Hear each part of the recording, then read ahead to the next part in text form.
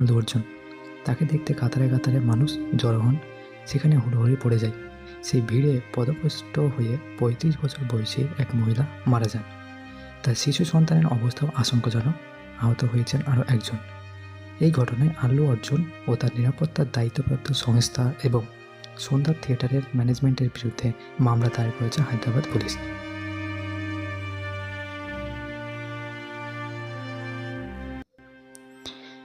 এই পদপিষ্ট হওয়ার ঘটনায় শুক্রবার সোশ্যাল মিডিয়ায় শোকবার্তা পোস্ট করেন আল্লু অর্জুন। তিনি তার শোকবার্তায় বলেন, সন্ধ্যা থিয়েটারের ঘটনায় আমি মর্মাহত। এই কঠিন সময়ে শোকগ্রস্ত পরিবারকে সমবেদনা জানাই। আমি কথা দিচ্ছি, আপনারা একা নন।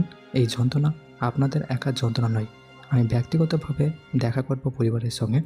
এই সময় তাদের শোক জ্ঞাপনের সেই আবহে বলছি, এই কঠিন সময়ে আমি পাশে আছি সব রকমের সাহায্যের জন্য। আল্লু অর্জুন আহত শিশু